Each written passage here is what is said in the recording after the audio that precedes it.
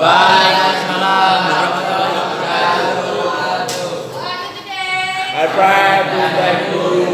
Okay, Alhamdulillah. Before we start our study, let's pray together. Doa mulai. Okay,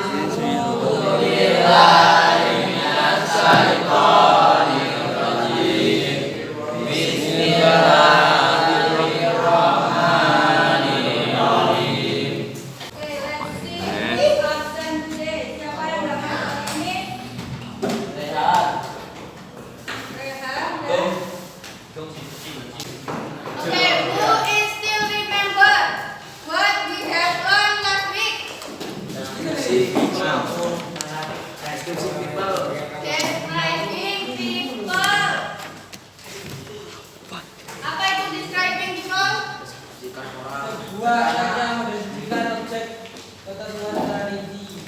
Ya, jadi describing people termasuk ke dalam descriptive text. Descriptive text yaitu teks yang menceritakan atau menjelaskan tentang suatu objek, bisa tentang manusia, tentang hewan, atau tentang suatu tempat. Untuk teks descriptive text ada berapa? Ada apa saja? Struktur.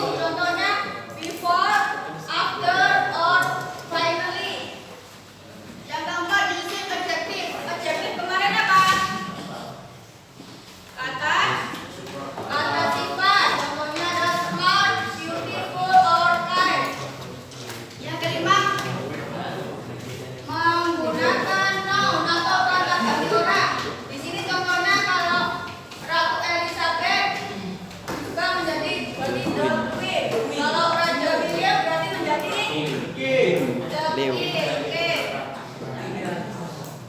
Di sini ada beberapa macam dari naratif teks. Yang pertama ada fabel. Fabel itu ada cerita yang tokoh utamanya binatang. Contohnya apa? Dan bisa menyebutkan contohnya. Oke, ganjil dan buaya. Yang kedua adalah fairy tale. Fairy tale adalah cerita yang menceritakan tentang dunia khayalan. Contohnya apa? Ya, Cinderella. Lalu yang ketiga adalah horor atau kisah yang menceritakan tentang kisah menyeramkan. Contohnya, akan bisa contohnya. Hantu Jeruk-Purut. Oke. Lalu ada legend. Legend itu adalah cerita yang menceritakan tentang asal usul suatu tempat.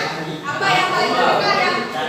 Oke, ya, Danau Toba itu adalah yang paling terkenal yang sering kita dengar. Lalu kalau tentang Banyuwangi itu ada Origin of Banyuwangi. Yang langit yang menceritakan tentang Rahayu atau mitos. Contohnya apa? Oke, Jakarta Taruh. Yang terakhir adalah Roman. Roman itu adalah cerita yang menceritakan tentang kisah-kisah romantis. Contohnya,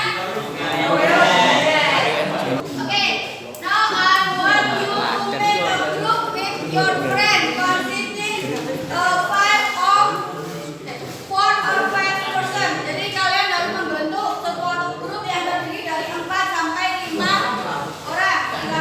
Ya, silakan ditata mejanya agar membentuk suatu kelompok. Oke, next. Jadi, you have made the picture. You have discussed with your friend to match the picture and the story. Jadi kalian harus